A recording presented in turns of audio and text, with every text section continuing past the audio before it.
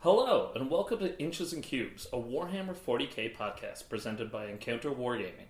Our fearless hosts are me, Paul Mr. Fist Fowler, Point and click Nick Kozlo, and Adam Truaxe, the truest axe to ever axe an axe. And we'll be guiding you through our favorite parts of the hobby, so grab your cubes and come with us.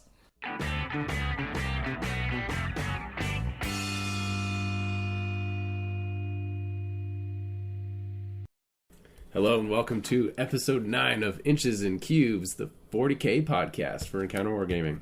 If you want to check out last episode, we did a big faction focus on the Necrons, and today we're going to talk about what influences us as we design lists, as we build armies, as we paint armies, and just generally have some fun with that. And maybe kind of a very meta idea. Yeah. Very, very big picture. Yeah, but like with a game that's so, like Jay brought up the Speaking of, yeah, we've got. Oh, I had to go first. Okay. Yeah, just so you guys know, we've got Jay here with us. Hey, Jay. In studio. What's up? Yeah, studio Nick's basement. Yeah, it's a thing.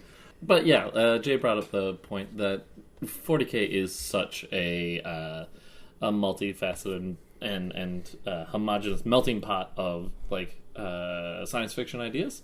So why not kind of talk about the ideas that we have and how that influences us building, as Adam just said. Oh, you heard him. So as per usual, let's go over hobby progress and games played. Who wants to be the brave soul that starts today? I wrote you down first for hobby progress, Adam. Yeah. Oh, well, I'm the brave soul by request. So what are we doing first? Hobby progress? Yeah. All right, so I did a Land Raider Crusader.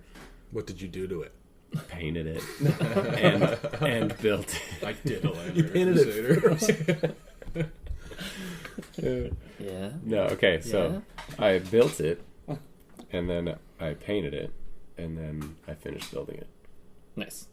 Wait, did you magnetize anything on that? I did, so I made it swappable between the Crusader and the Redeemer. Good call. I Nice. wish the Godhammer came in that kit too, Yeah. but you can only get all 3 Land Raiders in the Deathwatch Land Raider kit.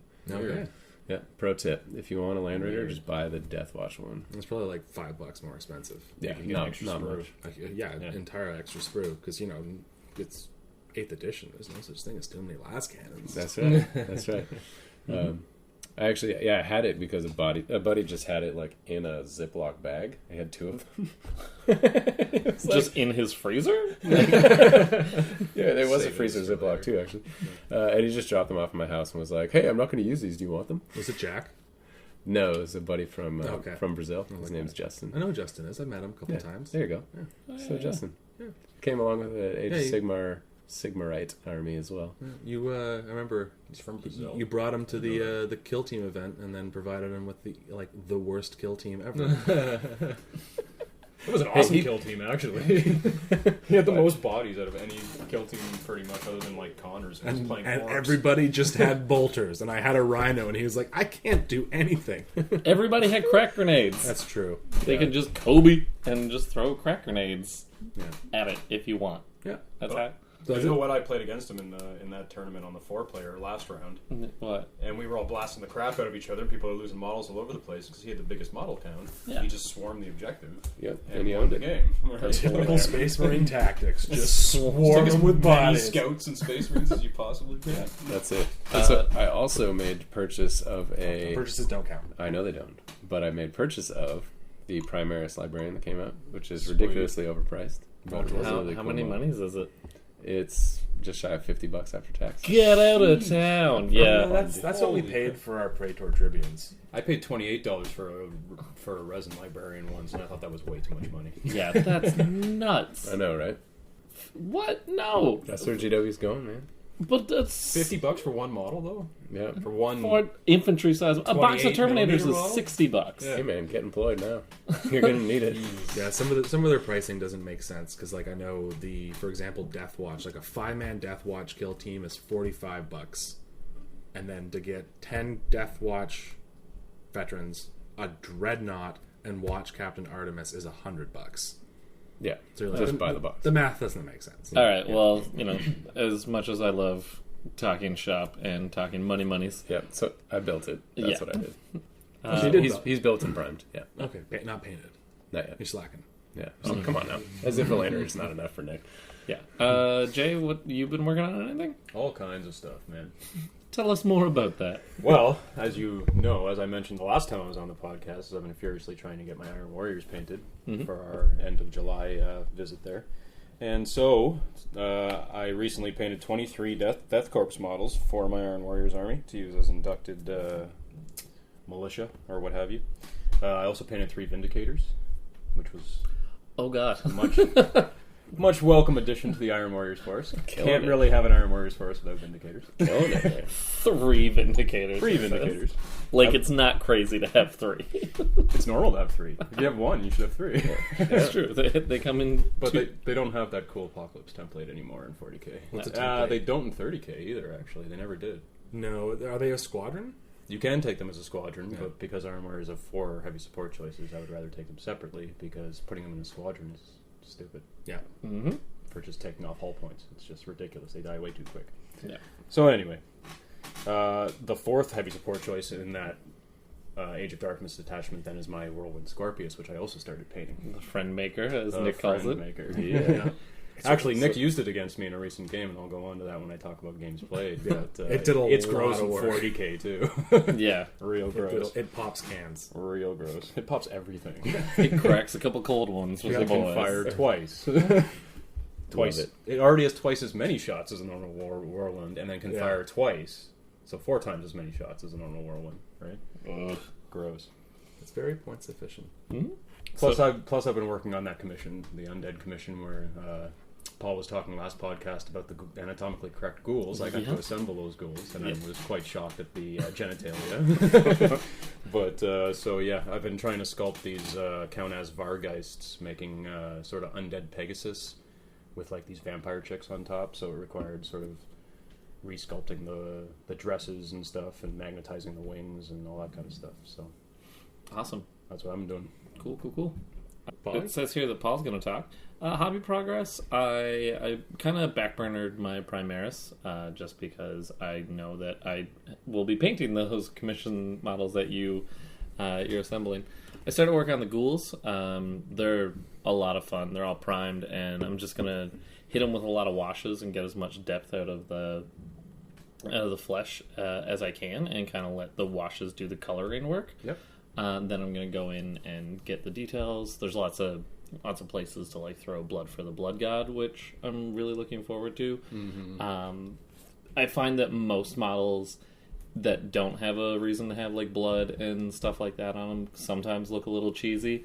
But one guy is like holding a leg, another Yeah, is like that calls for blood. yeah, another has like a heart and is sort of in a linebacker position. Like he's like Especially if there's any indication that... Sorry. That would be a Mill Street Sorry, I'm organic thirsty. by a local brewery in Toronto. Organic. Colonial Classic. It always Organic tastes, lager. It always tastes like wheat. Even though you have like Oh, it tastes like apple wheat juice beers. to me. It's great. mother's milk. It's light, it's sweet. Yeah. Yeah, so I'm looking forward to that. I'm looking forward to just doing a little bit of the technical paints. The scale is a touch smaller, so Get that fine detail out. get them little brushes out. Yeah, so that was my hobby progress. How about you, Nick? You doing any hobby stuff? I did one fun thing. I took a break from studying and working on union collective agreements for my labor relations course in school. It's not fun. It's not fun. Negotiating on the terms of a collective agreement when you don't actually have any stake, or nobody like actually has any stake in like reaching an agreement, is like, no, I'm not going to move. Well, I'm not going to move. Well, then we're just going to sit here until the clock runs out. Anyways, Pete Seeger is spinning in his grave. yeah, been a very busy week for me. I just put some las cannons on my Fire Raptor. Yeah, that one, it looks dope. Yeah. And Last cannons of the jam, yeah. Yeah, because now It's the, new hotness. the Fire Raptor is now just like can do everything. You can Yeah. mow down infantry, wreck a knight, I'm At the same time. assault a Lehman Russ battle tank. At the same time. So Weirdly enough. I'm excited to use it. The Damage 3 missiles, we'll get to games played in a moment, but the Damage 3 missiles that I was using on it didn't seem to be, really punching things the way they should be. What you got there, Nick? So what I got here is an interesting Freedom 35 Trailer Park Boys Lager. So it's from Sunnyvale Trailer Park with love. All right. Don't let the liquor do the thinking. Please enjoy responsibly. So that's an East Coast shout out. And right now, I'm going to open Beat the Heat, which is from Black Oak Brewing Company. So again, another Southern Ontario jobby. Beat the Heat is a Belgian-style wheat beer with a thirst-quenching, light-bodied farmhouse ale complexity and earthy citrus notes. So, if you just want to crush a ton of beer while you're hanging out playing Warhammer on your top deck, because, you're going to do that. I wish I had a top We're going deck. to try and do that this summer. Yeah, again, summer series. We need to do it. Go to the park. Let's do it. One in the backyard, one in High Park, one in... Yeah, all over. Yeah. That would be I great. just realized that we could totally play on my rooftop deck. So why There don't you we? go. You have a rooftop deck? Yeah. You still haven't invited me over to your place. Yeah, that's true. Maybe he doesn't want you in his house. That's true. Yeah, Oh, you want to come over next week? yeah maybe. Yeah, there you Go go. down, yeah. There you go. Anybody listening to the podcast, pop over to my house. Yeah. Have a couple of beers. I don't care. Play some Warhammer on the top deck. So, No, yeah, happy progress. Play some games? So basically what I did was so las cannons don't come with the kit, so I just did couldn't find any plastic art. I thought I had plastic art, so I just chopped up some rhino doors There you go. Yeah. into, Same difference. yeah, so there's like a little missile housing underneath the Fire Raptor's wings where like the missile thing fits into, and I never glued the missiles in, so I just popped out the missiles that are in there and then cut out the rhino door in like the same shape as the missile housing, and then just glued las cannons straight onto it, slid them in, looks good, got to get them painted up. Yep. And Paul's got to do the same for his, because no point in having something that Nick has. Not having something that Nick has. Well, you built my Fire Raptor, so it's going to be hard to get those missile pods out. Just put it in the freezer for an hour. Yeah, that's a good idea for the whole thing. Super glue. take the Right out. roast out. Yeah. Yeah. I do love, my roommates will just, pop their head in my room and be like, hey, Paul, why is there a jar of industrial strength cleaner filled with plastic? Oh, shut up. So, yeah. How about games played? Adam, you've been playing them games? Yeah, I've been playing them games. So my friend from Brazil, Justin, we've been just randomly playing games since he's been here. He's been at my house for like 2 weeks. But I'll highlight just one game to keep it brief. We did a doubles game with Liam and one of his friends, Matt. And so Justin and he played with my Primaris Marines, and I played with my sisters, and they played with two of Liam's armies, his Death Guard and Demons. Nice. Yeah, so he had a bunch of Bloodletters, a bunch of Plague Bearers, a bunch of Cultists, some random characters, and then a bunch of Plague Marines and Rhinos. And we had the starter set Primaris, plus just, a couple Dominion squads, unit of Heavy Bolters. And it seemed to be pretty one-sided at the beginning, towards the Imperium, until the very end, the very last turn 5, we kind of surveyed the board and said, okay, should we bother with this or not? And we decided, okay, there's one option for them if the game ends on turn 5, that they can just drive the 2 rhinos that they have left into the middle objective. If they can kill 2 Marines with the combi bolters, and then charge the other one, that they'll have more models on the center one. And all he has to do is he had to run a squad over to one more to have more models, because it had 1 tank sitting on the other one, and a unit of 3 Plague Marines, whatever. So he got the run to make it far enough, and he opened fire. He killed 1 of the Marines. He just needed to kill 1 more. He couldn't quite do it. I couldn't get it done. Yeah, so the game did end officially on turn 5. We rolled the dice and everything. So they would have, all the factors came in their favor, except they couldn't kill that one last Marine. So it made it, even though it was one-sided, it made it really fun right to the end. Yeah. So, Paul, why don't you tell us about your game so Jay and I can talk about our game at the same time? All right. Well, the Lowdown Yellow Belly Coward Connor, answered my call like a man. I'll give him that. But This is so funny. Connor, I understand you were probably hungover, but Yeah. don't forget a case of tanks. yeah, so he shows up and he just forgot all his tanks.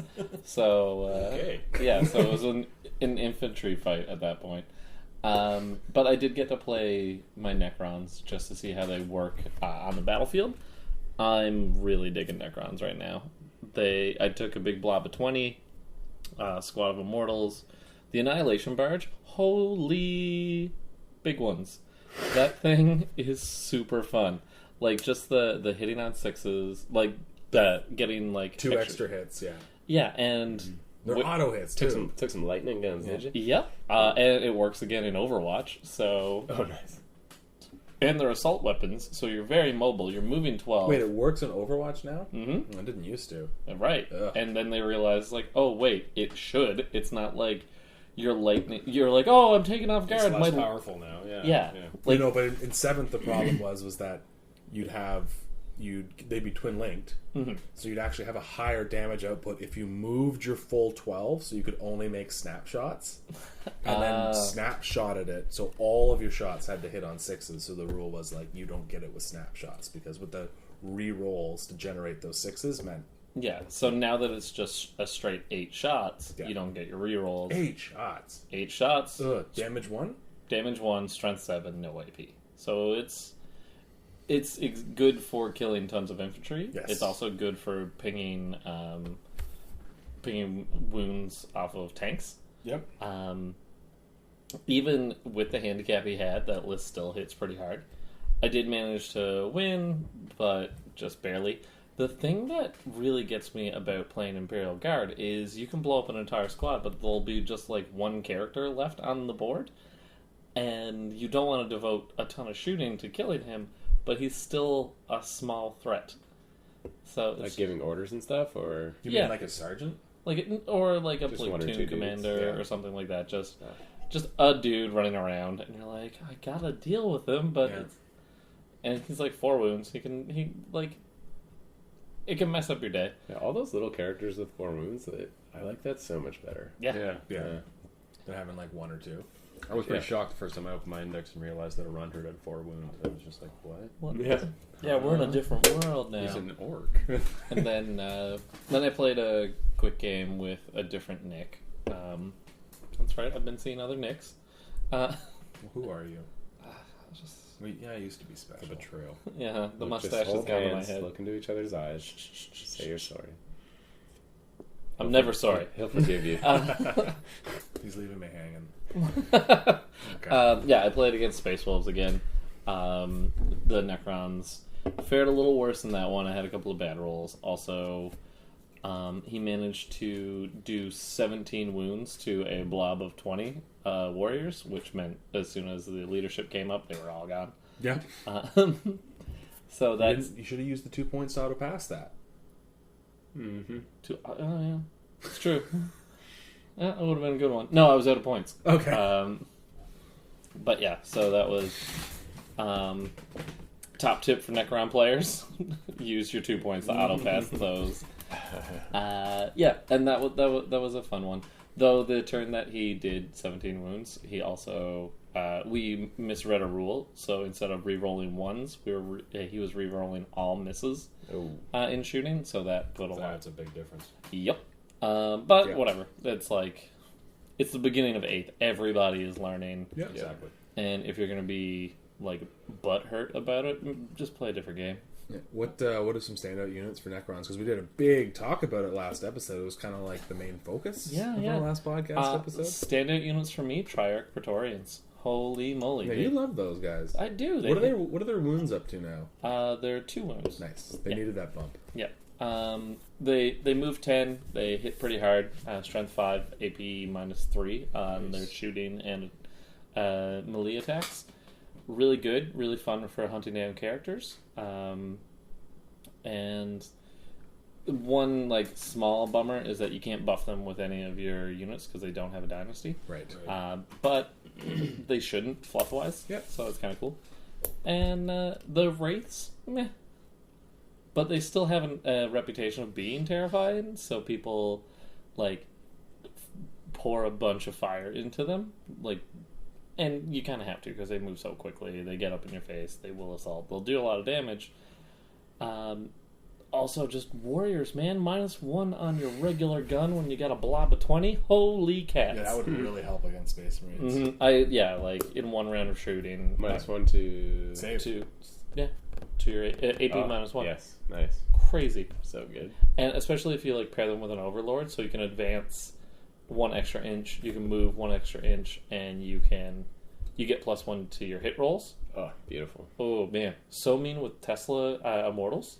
So you advance them, it's an assault weapon, so they're still hitting on 3s. Yeah. Cruel. Cruel. You're going to see a lot of Tesla lists, I think. Nice. I love it. So do you Tesla on 5s and 6s if you get +1 to hit? I guess you do. Right? Because it modifies the actual die roll and makes it a 6. Yeah. If you roll a 5, it's technically a 6, is what you're saying? If you get a +1 to hit. Yeah. Holy cats. Yeah. Really? Yeah, so, but what in the Necron? Does it say that anywhere, or is that implied? Yeah, no, it's implied, because it's a 6+. Not on a roll of a 6. It's on a roll of That's a 6 the wording plus. Yeah. Which means that... So what gives you that bonus, Paul? The Overlord. Yeah, because you're +1 to hit. Yeah, my will be done. Yeah. Which is a fun rule to say. Say it. My will be done. Say it. Necron. Bleep, bloop, bloop. So those are the games I played. Nick, Jay, I heard that you played together. Yeah, so we started off our Summer of 8th League. Adam talked about his game last week. You have to get your game in before Saturday. I'm getting it in tomorrow. Okay, good. That's why I was looking at my phone. Me and Jesse are just arranging it now. Yeah, so Jay and I threw down last Saturday, and it started off with me facing down. Like, if they're good, the pictures you posted are good, because I've got like 2 rhinos and a squad of havocs versus like Mob of 100 orcs. Yes. 100 orcs, 5 kilocans, a Gorkanaut, a Death Dread, 85 orcs. and like 5 characters. And somehow I managed to kill every single model of Jay's. Yeah, he tabled me by turn 4. I don't know how that happened. Because you're a power gamer, Nick. Because you have a Fire Raptor, yeah. Yeah, but I mean, And a Whirlwind Scorpius. the Noise Marines dealt with most of your boys. That's true. They mowed down true. like 1 squad of Noise Marines. You killed them, but Yeah. they still mowed down 30 boys before they went down. Yeah, I like this story. Tell that story. Yeah, so I decided to try with the Weird Boy. Well, I tried it out once before that and played him wrong, but regardless. We all do it. I played him in this game against Nick, and I teleported the jump. I jumped the 1 unit of 30 on I thought it was my first turn, but you're telling me now it actually happened in the second turn. Because oh no, I did get my guys out of their rhinos. Yeah, it was the first It was turn. my first turn. Yeah, Because I It went your second. first turn. 'Cause Yeah. I went second, right? And just to clarify, it's not the jump. It's duh jump. Duh jump. Yeah. Jumped him over, ran 30 boys straight at a squad of Noise Marines, killed all the Noise Marines, and because they shoot when they die, and get this, not at the guy who killed them necessarily. Anybody. It's anybody. They can just like shoot over there if they want to. It's really strange. But he shot at the guys that killed them. Yep. Killed enough of them that the rest of the unit just ran off. When I think I killed 16 of them. That was when I should have used, much like he just told you, Yeah. 2 points to auto pass That, yeah. morale. I reminded you about it later in the game when a similar situation came up. With my cans, yeah. Yeah, with your kilocans. Because if I had rolled 2 over, I would have lost the last 2 cans in a unit that was a 6 to start with. So, Yeah. it's just silliness. But, that was my second game using the Whirlwind Scorpius and the Fire Raptor. You can't use both. What is wrong with you? Dude, Why not? Don't bring both in the same list. Do you want me to bring another squad of Havocs? His nickname is Point and Click now. It's true. I don't know what I expect. He said to me when we were arranging the game, is it okay if I bring super heavies? So I automatically assumed I was going to be facing his Trader Knight. Yeah. But no. Well, you said you didn't have any super heavies. I guess you did. I have super heavies, they're just None. Yeah. Not up to... Yeah. So I didn't bring the Falchion. Nick. Probably. Would you have even wanted it though? No.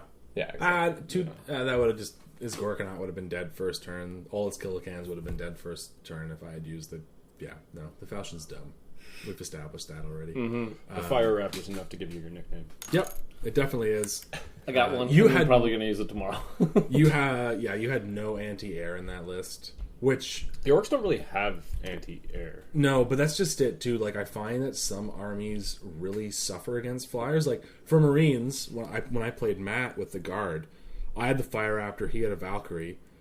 The -1 to hit doesn't really affect Marines, right? So I had a squad of Havocs. They fired at his Valkyrie, took it out first turn. Yeah, because when you hit on 4s, When you're hitting on 4s, it's not bad. But orcs, you're like, oh shit, I hit on 6s. Exactly. It's just like 7th edition all over again. And I always say to myself, it's not going to make that big of a difference. When you roll 5 dice and you get 3 5s and a 6, Yeah. you're like, Oh. actually, that made a huge difference. Yep. That would have been 4 instead of 1. But yeah. Yeah, and yeah. overall though, it's still better to just be kind of -1. Oh, definitely, because it doesn't make them nearly as powerful. Well, at least with my moms, I don't care if it's -1. Yeah. Because I'm not actually expecting them to shoot anything dead. If they actually kill something with their big shooters on the way in, great. Otherwise, whatever. I need them on the move. Yeah. So Some Storm Boys would be hilarious. That'd Yeah. be very picturesque. 40K. Oh, yeah.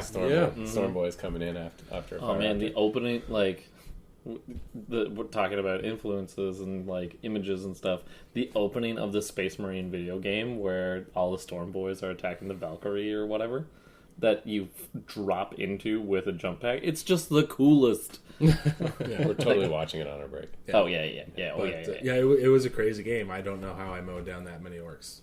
Bullet There were guns. a lot of orcs. Like quad heavy bolters Quad heavy bolters did it. and Whirlwind Scorpius. Oh, that was the other option. Instead of the Whirlwind Scorpius, I was going to take 2 quad heavy bolter rapiers. Oh my god. Which Nick. These are the models that I have. Yeah, because of your mania. That's not an excuse. There's a reason you have them, right? There's a reason I have them.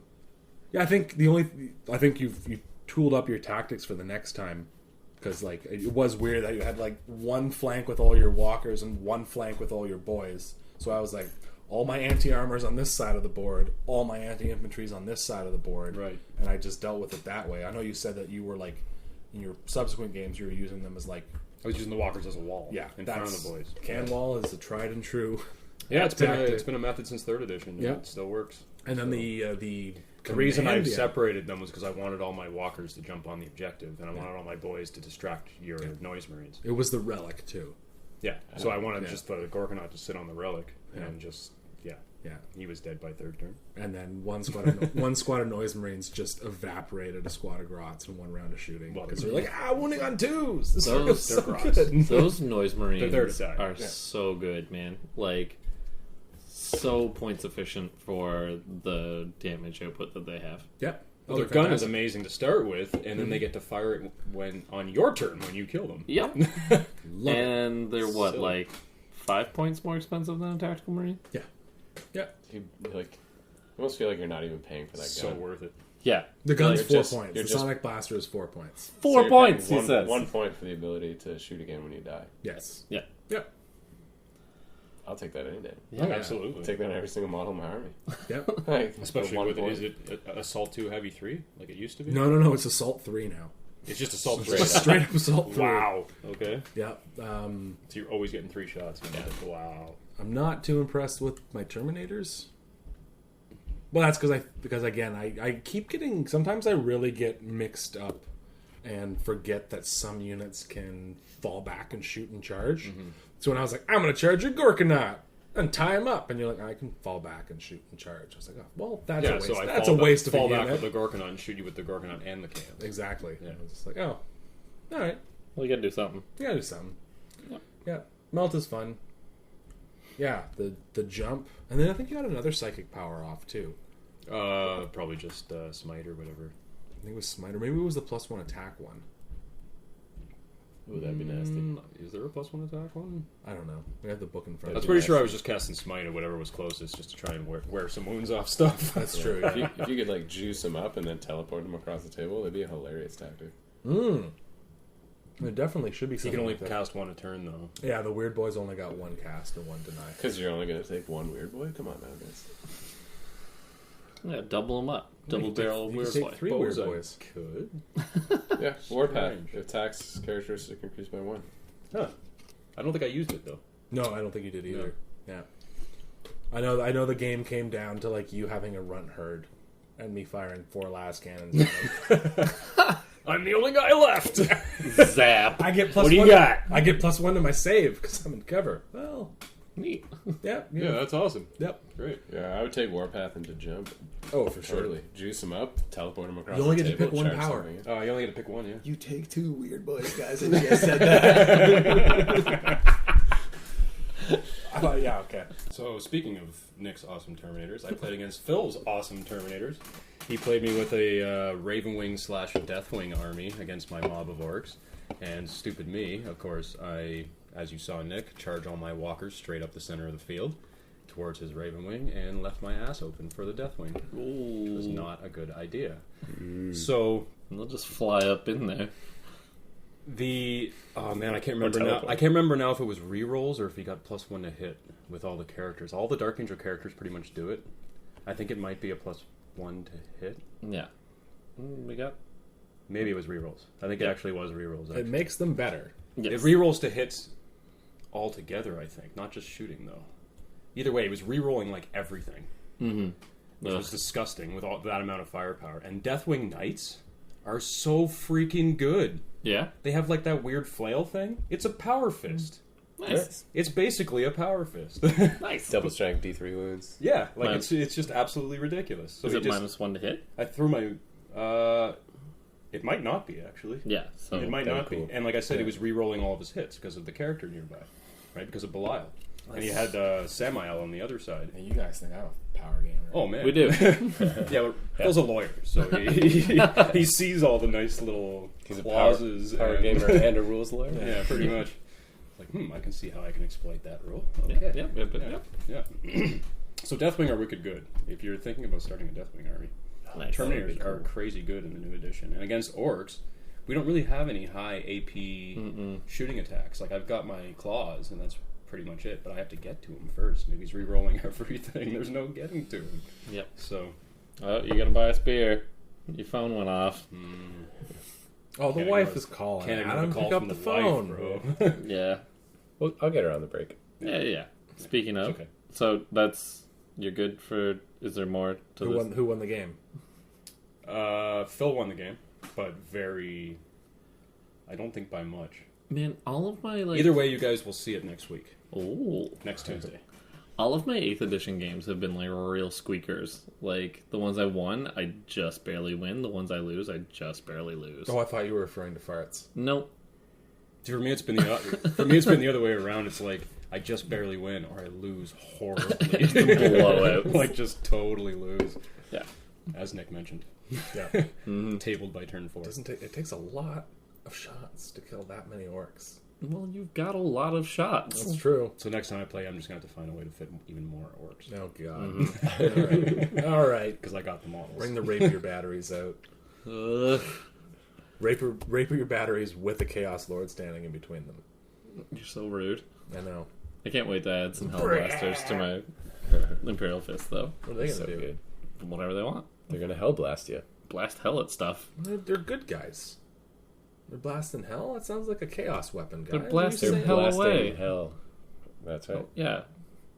I guess. Like, All right. Anyways. Time to take a break. They don't even believe in hell. Listen to our They commercials. kill people who believe in hell. Adam's got to call his wife back. Yeah. Yeah. Stay tuned for a message from our sponsors.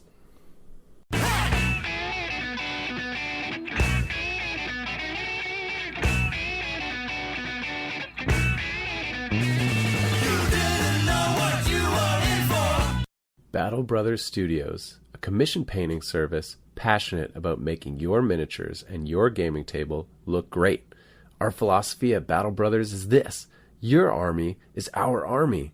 Every model will be something you can be proud to show off. Send us a message on facebook.com/Battle Brothers Studios for a free quote and make that dream project come to life. We also have something special planned for the release of 8th edition of 40K. Right now, get 20% off if you commission us to paint an 8th edition starter set, or get a 10% off Army Bundle bonus for painting up your new 8th edition 40K Army. Inquire with us on Facebook for full details. Hogtown 40K, a club for all Warhammer gamers. $20 gets you early access to fun events, club swag, and the privilege of knowing us. Yeah, that's a dubious privilege. We play Saturdays at the Sword and Board, and keep an eye out for our Lethal Lottery doubles event on July 22nd. It's 1,250 points. You get randomly paired up with a new player each round, so come on out, meet new people, and have fun. And we'll probably go to Duffy's after. Woo! All right, welcome back to Inches and Cubes. We're going to talk about our main topic today, which is Paul's influences. Okay, well... No, before that it says, we're going to quickly jump into some of the rumors, not really rumors, confirmed stuff coming out about new codexes.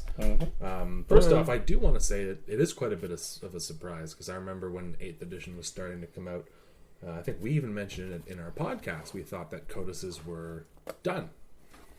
Yeah, that was kind of an assumption. They did say when they launched it that we will be getting codices eventually. Yeah. So And I just didn't think it would be that quick. No, 10 before Christmas? Holy cats. Yep. Like, that's a lot. But at the same time, there has been a large amount of people dissatisfied with the indexes. And once again, I want everyone to take 10 deep breaths and chant with us. These were only to hold you over. Exactly. Until These are only to hold us over. These are only to hold us over. We're totally not a cult. So this stuff, the Forge World stuff, it's just so everybody can play with all their models and learn the new rules, because Warhammer's always been an evolving game. It's not just going to stop. I feel like the Forge World indices are... You're going to be okay, because that's just how they do it. Ask Jay his opinion on that. Yeah. What's your opinion on They're a it? freaking mess. How come? Oh my god. Okay, the Chaos and the Space Marine ones are pretty good. I've been looking through them. They're just as good as these ones. Yet strangely, both of them were like 3 millimeters different in size. The actual books. That's Like- just a weird printing Like press. from here to here, like from side to side. No, Really? Yeah, it was so weird. I put them on top of each other, and I was like, huh?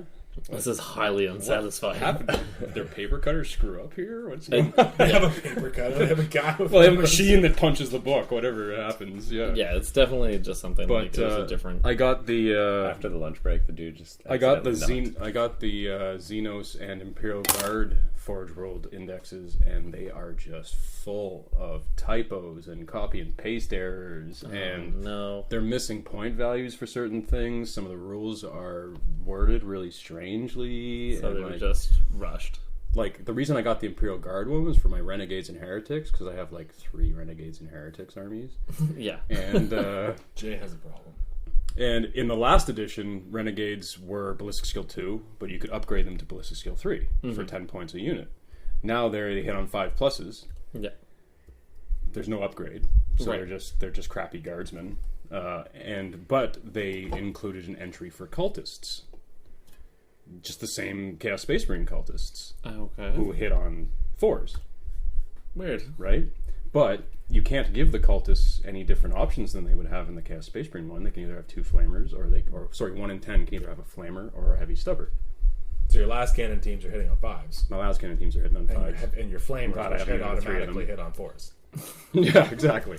Good to know. Swell. So in the Renegade entry, for example, it says Renegade Infantry, right? And then it says a cultist champion may have Okay. what? Shouldn't it be a Renegade Champion? It's like Yeah. they literally copy and pasted it and didn't like. Yeah. Yeah, That's strange. there's Forge like, World- There's like no proofreading. You guys should hire a copy editor. Yeah, I know which is of what one- Paul used to do for a living, by the way. I know Still of do one now. who's looking for work. Yeah. His name's Jim. Lives down the street. 10 years experience. Will work for pennies a day. I'm gonna kill Jim. So back to what we were talking about. We've seen some cool stuff come out. We know for a fact. Well, we don't know for a fact. But we're pretty sure. I wouldn't bet my life on it. I bet Paul's life on it. Maybe Adams. Probably not Adams. Adam's got a Definitely kid. Paul. That's why I said maybe. He's Definitely actually you. got something to live for. Yeah, so I definitely bet Paul's life on it. Yeah, Now, yeah. The Space Marine book's going to come out first. Yeah, primary. definitely. Yeah. Yeah. No. Like a full Space Marine book. I don't think we're going to see a separate Primaris Marines No. Codex. My assumption is that they're going to put them in the same book. Okay. Okay. Which why not? Yeah. Yeah. Well, to make more money. Right. Yeah, cash. But they're already probably going to give a special one for Space Wolves, Like- a special one for Dark Angels, Yeah. a special one for Death Watch, a special one for Grey Knights. Yeah, So, okay, yeah, you know. all right, you're Yeah. right. I mean, we are still dealing with, like, GW. They have been better, like, in the last 4 or 5 years, but they... We just talked about a $50 single model. True. They do need to keep the lights on. Like, they're a company, they're not your friend, they are a business, just remember that, my dudes. They owe you nothing. Guys, do you want to like buy stock in Games Workshop so we can actually say they owe us something? Oh my god, yes. I love entitlement. Well, we're just one- millennials. just We one thrive share. on it. Give me that entitlement. Yeah, just one share so share. we can vote in their meetings. That's it. Hilarious. Let's do that. Yeah, it'd be fun. We could just hold a little board meeting ourselves and Yeah. just vote and then send them the results. There you and go. Be like, do this. 4 of us voted. 4 of us voted. I want this to happen. Also, we have... Well, You the have controlling millions of share customers. owner says no. 4 people said. And then, so after the Space Marine one, we're going to see the Death Guard one come out. Not Chaos, Death Guard. Yeah. Death Guard. Right. I get a... Go. Oh, I got a feeling that we're gonna see like matched pairs of codices coming out. Like, Oh, I didn't think about that. That's yeah, cool, because they're if you're doing 10, it's I don't know how long till Christmas, 5-6 months. So it's So my question, though, is, has Games Workshop confirmed any of these releases? Because I've seen a few different rumor mills now of different people's opinions of what's going to be released when, and, you know, really it's all rumors, it's all hearsay at this point. yeah, But my obviously we're getting the Space Marines first. We've always gotten Space Marines first. In fact, they've even been updated between editions where other armies didn't get it at all. So it'll be funny to see how Dark Angels don't come out first, because generally Dark Angels have always been a testing ground for new rules. Chaos. only in Yeah. only in the last edition, only in the 6th edition did they do that. Oh, yeah. Before it was like the last one before that. They released Space Marines first, then released Dark Angels, then re-released Space Marines. Yeah. So it was kind of like they were a test, between editions. Yeah, Yeah, but then for 6, they released Dark Angels first for some strange reason. well, they had it done. And then I think the edition before that, they released Dark Angels as like a PDF in a White Dwarf. You Yeah, know what I they mean? Like, did yeah. that a lot for a while. Yeah. So speaking, we're just going to go into a quick aside, because I was looking to see if the Warhammer community site had anything to do. Right. That would be the most trusted source. But then I found a picture of this. Oh, yeah, I saw that. Sakaran. It's Sakaran. Karen with the hype with the This is a Sakaran battle tank with a bigger Scorpius missile. yeah, it launcher just on looks like a top of it. Scorpius with launcher. littler Yeah. missiles. With littler missiles, Wee missiles, tiny missiles, bigger launcher with smaller missiles. But it's like a Missilette. little circle with like 6 missiles inside this tiny tube. Or maybe it's one missile that has 6 multiple 6 tips? independent re-entry vehicles. Just like 6 different warheads and it splits like right before it hits a target. And It's banned by the SALT II treaty, but I'm pretty sure that's not in effect in the 40th month. yeah, What? Like ICBMs that have like multiple independent re-entry vehicles are banned under the SALT treaty. Okay. Who named it the SALT treaty? Well, who doesn't say Merv? But we didn't just jump I'm on that. explaining. Yeah. I think it's fascinating that we make rules about war. We need to. Yeah, we're civilized Yeah. thing. I actually agree with Adam. It's kind of weird. Well, Like back in the day, like back in the day, like Civil War or whatever. but It's like the minute okay, you guys shoot. Okay, now it's our turn to shoot. Yeah. Okay, now it's your turn to shoot. Like, Yeah. Okay. the minute you introduced nuclear weapons into the equation, you needed to have rules because the entire planet could be annihilated. But yes, conventional war. I don't know, chemical weapons, biological weapons, yeah. rape, I feel like it was violence against civilians. it was the World Wars that really changed that, right? Yes. Like it changed guerrilla warfare and, like you said, nuclear weapons, and Vietnam just But changed all it's- kinds of in things. my mind, it's like if you can get organized enough to make rules about how you're going to fight against each other and murder each other, can't you like spend just a little extra time and sort out the issue that you're fighting about? Yeah, fair enough.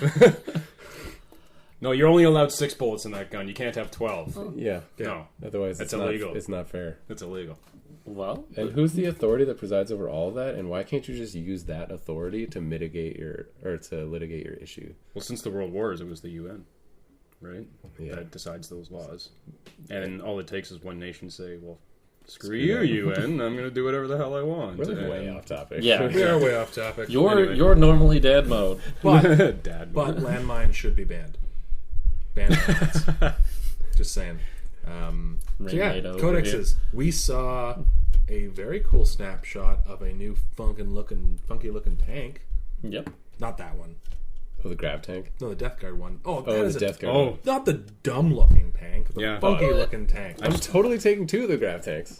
Yeah. Okay, first of all, the just Death did- Guard tank looks awesome. yeah, I just did a because blog about that one, too. it looks like a mortar carrier. It's so cool. It's so cool. And I just love how simple the design is. Yeah. Like, yeah. I was like, this looks like a griffin with, like, a enclosed carapace. Yeah. This is The, awesome. Awesome. the vintage look of it, like It looks like something from the Heresy. I think right? I think Yeah. all the chaos stuff, all the chaos marine stuff should look vintage like that. It should look Heresy. Yeah. Yeah, or pre-Heresy. I do not like the Primaris grab tank. We've been over this before in the podcast. It looks like someone took a Land Raider chassis and glued the bottom of 6 land speeders onto it. Yeah, and guns. No, it's dumb. I do believe it would look better with tracks. Yep. Or it's a grav But tank. but there then your should be tank's some not floating anymore. There should be some It's, sort of. it's not even really aerodynamic- floating anyway. It's like sitting pretty much on the base. It's like the monolith. Like the monolith is a You're skimmer. gonna add like 4 flying stands to hold it up. Dude, how is that thing supposed to sit on one flag? That's what I'm stand, saying. right? It's not really even flying. It's just like on the base. What are your thoughts, Paul? I like it. I think it's a cool model. Yeah, come on, brother. Yeah. Yeah. That was a high five for those of you in Radio Land. I like the design. It's something different because otherwise it was just going to be an upscaled Rhino, Right. which would have been Yeah. sensible, but like you're gonna attract the criticisms of like there's just like a scale creep, and you had to do something different. So it was either hover or I don't know. But yeah, my point is that But it's not different. It's just a Land Raider with grav repulsor plates instead of tracks. Like you can see where the track should fit into the model when you look at it. That's what I mean. Yeah, it should have tracks. Yeah. Okay. Yeah. If you want to do a flying tank, at least make it look like a flying tank. Yeah. Like the Eldar grav tanks look aerodynamic, right? But you still Instead of need- this box that's but floating an inch off the ground. that's a Space Marine vehicle, though, right? It's Right, a I box. suppose. Like Yeah. even Yeah, even whether their, it rolls on the ground or floats on the ground. Now we're getting semantics. even their flyers are just like box shaped. Although in all fairness, a real life hovercraft is not very aerodynamic looking at all. It's No. kind of a giant box. Man, as a kid, I loved hovercrafts. Like, They're super cool. Have you seen one in real life? Uh-huh. They're massive. Yeah. Right? Oh, it requires a Massive. ridiculous amount of air to push that Yeah, thing up. I got to Yeah. stand on one. It was so cool. You guys remember when Jackie Chan got caught under one and he got buried in the sand? Nick's got like the weirdest. What Yeah. movie was that? No, I'm looking at a picture. Rumble in the Bronx. It was. Yeah, it was. Rumble No, I Bronx, like yeah. the model. I Like I'm it. gonna run you over with a hovercraft, and you're like, that won't actually. Oh my count. God, where did he go? And then he just pops out of the sand. Speaking of that, I'm you Jackie need, Chan. you need to paint your models so they look like Jackie Chan so I can run over you with There you my go. new There Primaris you go. grav tank. Yeah, Right? yeah. Just put a little dude under I there. wanna know what like, this just minigun pop out of the does. sand. It's probably just an assault cannon. No. Assault it's- rifle. Just a pretty No. assault cannon. All right. Yeah. Rotor cannon. Oh, there you Ooh, go. maybe. Oh, Now suck. someone's thinking. They're terrible. Anyways, moving on to our main topic. That was our tertiary topic. Sure. Main topic. We're going to get a little meta here and start talking about the works of fiction, maybe some real life, Yeah. that influence us in our hobby and that have also really bled into shaping Warhammer fluff and aesthetics. So one of the first things I'm going to kick it off Go with for a very, very misunderstood book by a lot of people. There will be some commentary in this part of the podcast. Starship Troopers. I know The importance movie? of earning your citizenship. Nick just threw something at me. not the movie, the book by Robert A. Heinlein. I think this book is from the 60s, and it really, really, I think, set the standard for future war. Like we were talking about it before the podcast began. The opening scene is literally a guy in power armor being dropped from high altitude spaceships Yeah. into an urban combat zone and just having all these weapons at his disposal and just murdering a whole bunch of alien beings. Yeah, he's part of the mobile corps. Part of the Mobile Corps. Yeah, Rico. it is Rico. Yeah. Speaking of which, we watched the opening scene for Space Marine, The video game. and you just described it. Exactly. Pretty much. Yeah. so it is kind of cool. Amazing. Yeah. Yeah, I always liked that book, and I came to it after I was playing 40K, so I could never not think of the mobile infantry as Space Marines, Oh, for sure. and I wasn't mad about it. No, why would you be? Yeah. But it is not a glorification of a militarized society. It is a criticism of a militarized society, Yeah. That's... which a lot of people are like, this glorifies fascism. And you're like, no, it tells you why fascism's bad. Yeah, pretty much. That's the point of the book. And in the movie, Neil Patrick Harris is a psychic Nazi. Though, that being said, that is my favorite movie. I like the third one. Get out of here. There was a third The one? third one, like the second one was awful. The second one was The horrible. third one was actually pretty good. Yeah, Casper Really? Van Dien's Yeah, back. Casper Van Dien's back, and then there's like this whole religious subplot where like the global Earth government is like, we can use religion as a weapon, and they're like, new rules. God exists. He wants us to win. It's pretty good. We spoke to him, Yeah. the government did, and He wants us to win this war. at that point you gotta be like, I feel like something's kind of fishy. I don't know. Yeah. So Starship Troopers has a huge Worked for influence medieval on it. Some of the other things I think that really are drawn into the Warhammer fluff are, someone wrote down Alias. Aliens. Oh, Yeah, I can't... Aliens. But even before we move off of Starship Troopers, and it kind of bleeds into that, is the actual aliens they're fighting. oh, the Yeah, bugs. the bugs. Alien bugs. Yeah. Yeah. Yeah, they're very much Tyranids. The Yeah. way they fight. I haven't read the book. I've only seen the movie. They're not. And when I saw the movie, I was like, this is literally Cadians versus Tyranids. Yeah. Yeah. Like, straight up. The book doesn't have bugs like that. But then shortly afterwards, I discovered a board game, Starship Troopers board game, with plastic miniatures, very similar to the Citadel miniatures. And it was designed by Andy Chambers. Whoa. There you go. How crazy is that, There you right? go. Outta here. Yeah. Well, like one of the Cadians versus Tyranids, I love the climax of that movie because it is a reference to Zulu. The Okay, yeah. the Battle of cli- Rorke's Drift. Yeah. Yep. Which I really like because we all remember the diorama that you saw in White Dwarf, the Battle of Big Tooth River, where it's all the Praetorians. They released the Praetorian set specifically because Yeah. of that. Right. Yeah.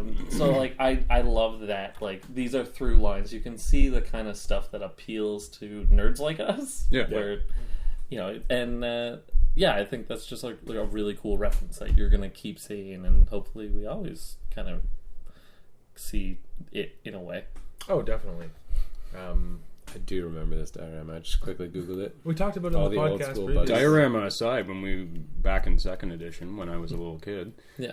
my buddy actually had the whole Praetorian set, and I thought they were the coolest guard models I'd ever seen. They are. When in reality, they were just copies of the Mordian models with different heads. Yeah, but They were exact copies. I just will with different always heads. remember Praetorians because there is a guy who goes to Astro sometimes.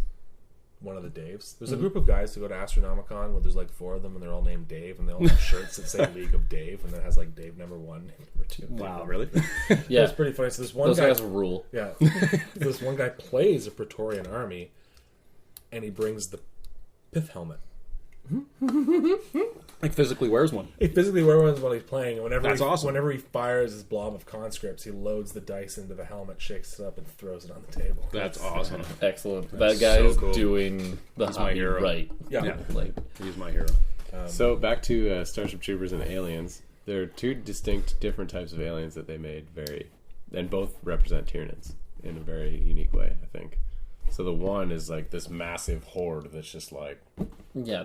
Yep. right? The arachnids. And the other is very like Gene Stealer culty, right? Like Yeah, coming the xenomorph. yeah, this, Yeah. Very Infiltrating society, Yeah. adjusting their genetic structure based on what life form they inhabit. totally. Right? Yeah. And then even in Aliens, not Alien, we see again another iteration of Space Marines, Yeah. which Again- I want to point out, you can't copyright that term, Games Workshop. We love you to death. You can't copyright the term Space Marine. That was the old. I was half expecting them to change the name. The way They they've been did. going lately. It is like Adept as a start. it is Adeptus Astartes Yeah. now, which is so they can copyright it. Yeah. Right. Fine. Good. It's your IP, sort of. Like, Sort of. Yeah.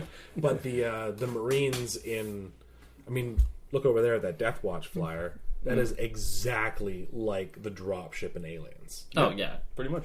Yeah. It's it's like this is the Death Watch. They are meant for fighting aliens, and that flyer, I don't remember what it's called now. Corvus Blackstar. Corvus Blackstar is clearly an homage to the second Aliens movies. Oh yeah, it's like in the pipe, 5x5, straight up.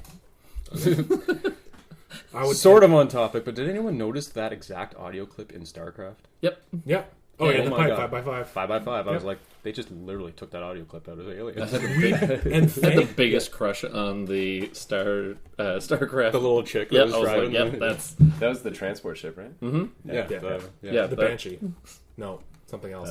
But thank you, Jay, for bringing something up, which is kind of an interesting side note to talk about Fluff and Games Workshop, is Blizzard's StarCraft and Warcraft series. Yeah. So you're talking about you can't copyright stuff. You can't copyright so stuff. here's the whole problem. But I always thought it was funny, and I was like, these games are really similar to Warhammer. And then you find out that Games Workshop originally contracted Blizzard to make video games. Exactly. Then they had a falling out, and then Blizzard StarCraft. was like, okay, well, we're going to make Warcraft. I heard StarCraft was supposed to be 40K, Definitely, look at it. and then they couldn't get the rights to the name or whatever, Yeah, or so the they- IP or whatever, so they just made their own thing. Colonial Marines. And then Yeah. Games Workshop apparently sued Blizzard for stealing their idea or stealing their copyright or whatever, and there was like a countersuit, and they went back and forth, and clearly nobody won. Yeah. So Games Workshop came out with the Ravener, which is literally a direct ripoff of the Hydralisk. Yep. that's hilarious. Yeah. It definitely is, yeah.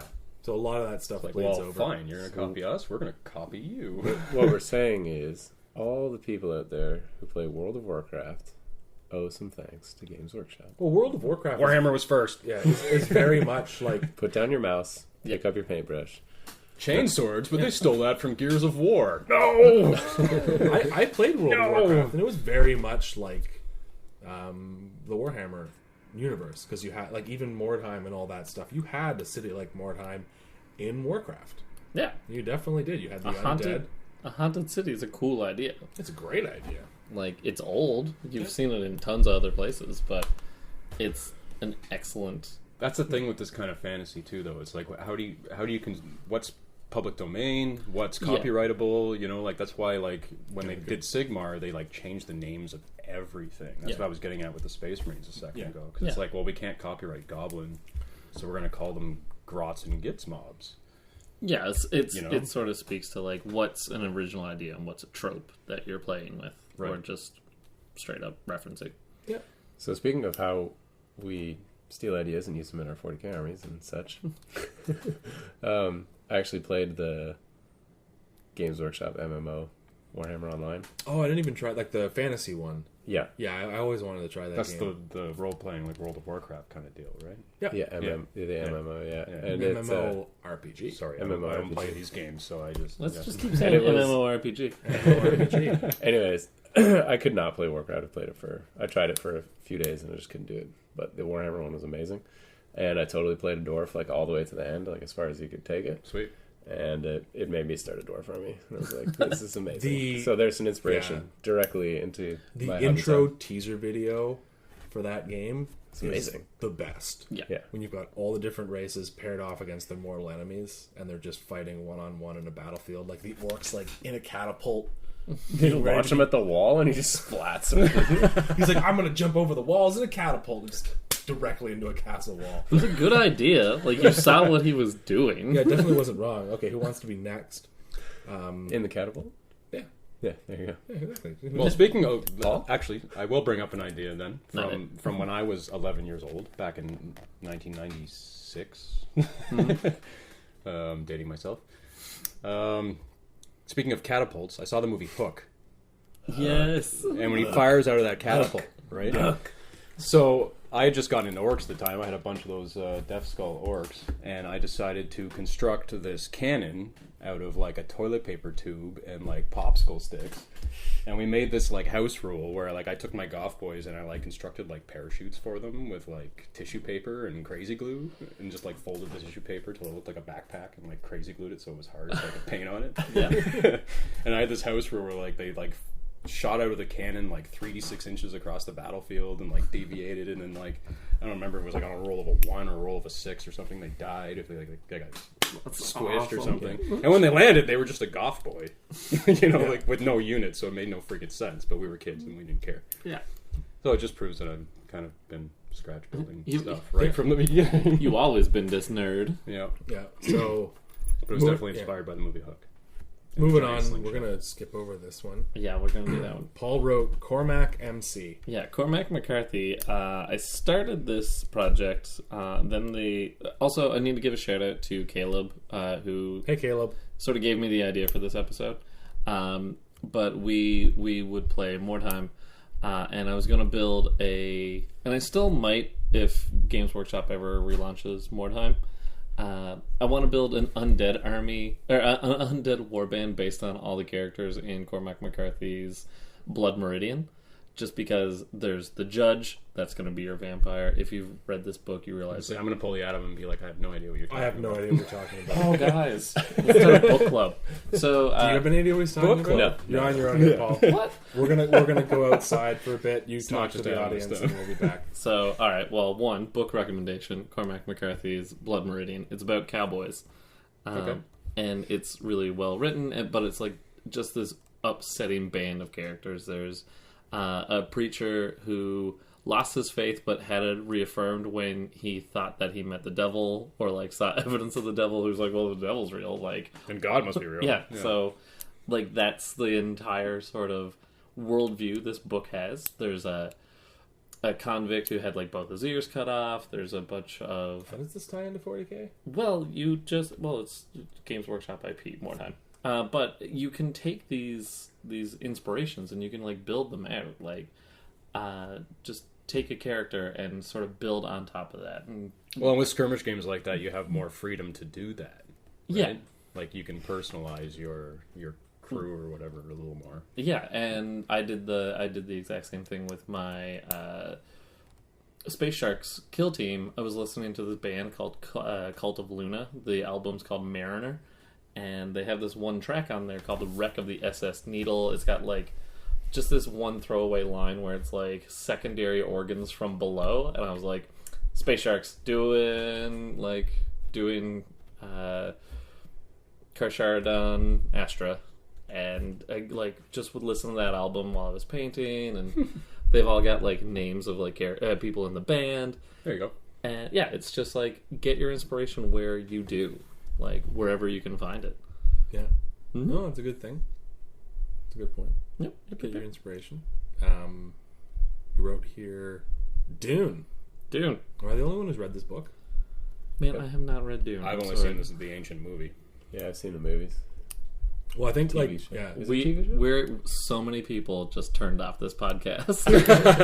What the What? heck? You haven't read it? Yeah. So Dune was like really one of the first. It's kind of like Game of Thrones for sci-fi, but like from the 60s. Like we're talking like 7 books that become unreadable after the 4th book because they get so convoluted. But it starts introducing a lot of the stuff that's really in 40K. The idea of navigators navigating spaceships, Yep. faster in light travel, that came from Dune. They're psychically attuned, not really quite humans who are able to navigate folded space.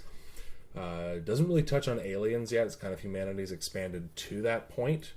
There's some hints at aliens existing. There's definitely some like weird megafauna, mainly the giant worms. You've got psychers starting to come up in human society, and then it really, like as it does in Warhammer as well, like really ties into a lot of religious and kind of messiah allegories and metaphors, which really is a lot of what 40K is when we talk about the Emperor. Yeah, at least the Imperium. Yeah, especially the Imperium. But it's a great book for anybody out there who's like the way that the armies are described. You have like the Sardaukar, who are like these elite troops, and you've got religious zealots on one side. You've got Talarn Desert Raiders with psychic powers on the other. You can get a Primaris Psyker in there. Yeah, so it's a great book. Definitely really heavily influenced a lot of science fiction. And I think that's one of the coolest things about 40K is that it's kind of like cesspool's the wrong word, Deadpool's the wrong word, amalgamation. Melting pot of so many different aspects of fantasy, and the fact that the universe is so big that you can get everything from dragons and primordial demons to giant robots with souls that have been put into them. Yeah, awesome stuff. Awesome stuff. Well, the thing is, it's been around for so long, and so many authors have contributed to this mythos that we call Warhammer and Warhammer 40,000. Like, it's just gotten so big at this point that it literally can encompass all these different things. If it was just 3 guys writing it, it wouldn't nearly be as large as it is. Yeah. No, You know? definitely not. I think that's what was my favorite part about reading through the Horus Heresy series. I read the first, I guess, 6 books now, and reading through books like Eisenhorn trilogy, the Ravener series. Yeah. That was when I read through those books. That really motivated me to like build and paint something that was inspired by Games Workshop itself, and it really tied the whole story and universe that they were trying to create. It tied it up for me into like a nice little package. I was like, I can. But all written by different writers, too. Right? Oh, totally. So before we get into that. like, because we definitely want to touch on personal inspirations for our current armies. There's one thing I want to touch on. If there's anything you guys want to touch on quickly, we'll do that before we jump into personal inspiration. But Event Horizon, the movie. Yes, or what to do is it when that your time? what to do when your Geller fields fail. Yeah. So Event Horizon was a movie in the late 90s. Rip your eyes out. It's very much a B science fiction movie, but it holds up. Whatever. It's in my A books. Yeah. I watched it a couple weeks ago. It is tense. There's not a lot of corniness in it. No. It's just straight creepy. Yeah, it's straight creepy. There's a little bit of humor that's like inserted into the right places. Just relief. Where we're going, we don't need eyes. Just little things like that. So basically, a spaceship in 2050 develops faster than light travel by being able to fold space, and in folding space, they realize that they are just entering the warp and then exiting at a different point. Well, yeah, I remember when I saw that movie for the first time. I don't know how old I was, maybe 14 or something when it came out.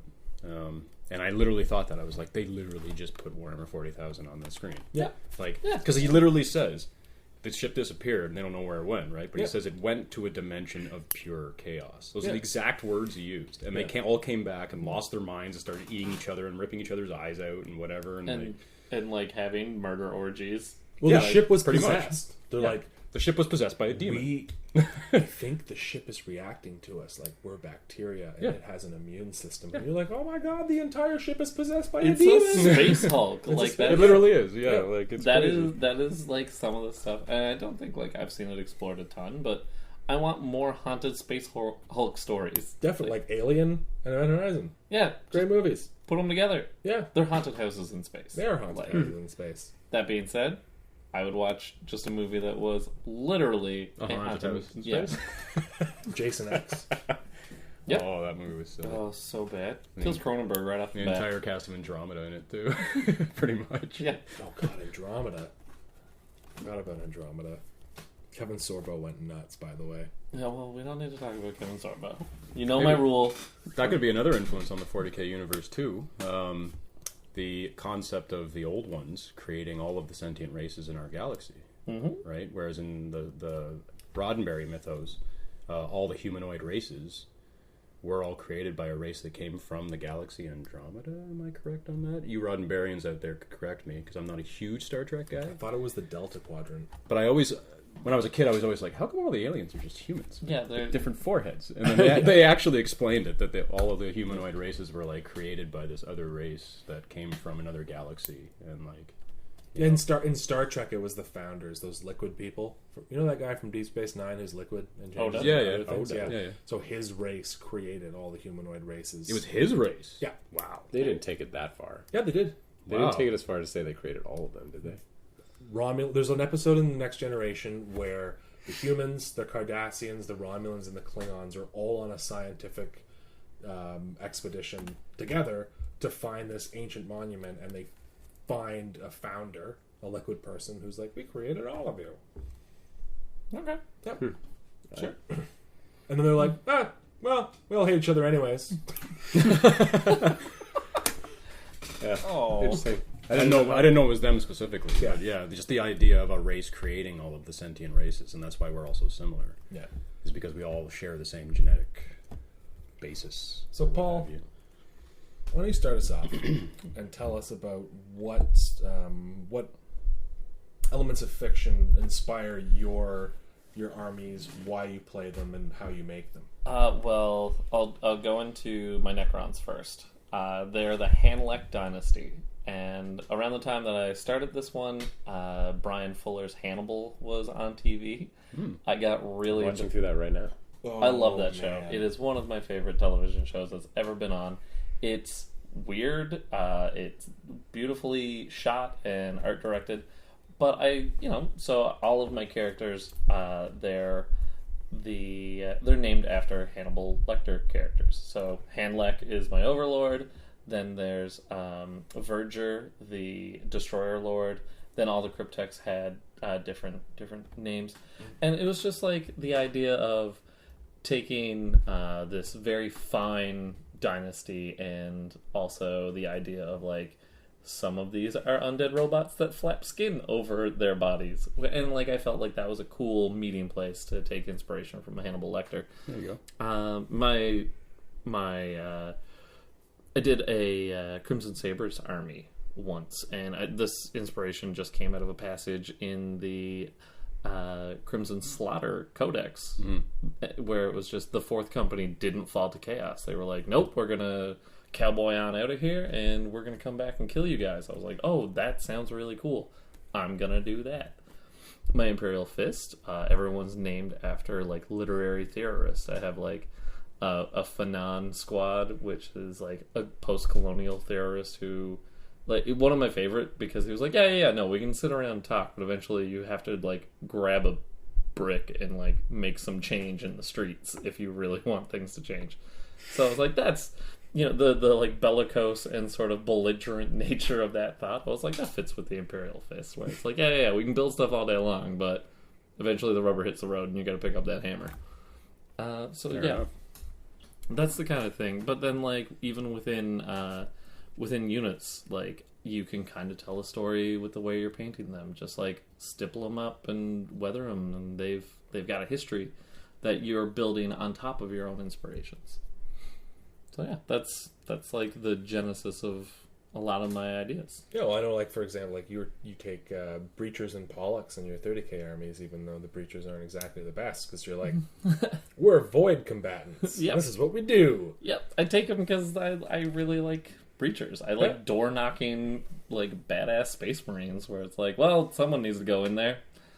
And yeah, like in my head, that's Well, and we all have units that we take just because they fit the personality of the army that we're building, not because they're necessarily competitive or what have you. It's just because, Imperial Fist should have Breachers. In my defense, it just so happens that those units happen to be good in my army.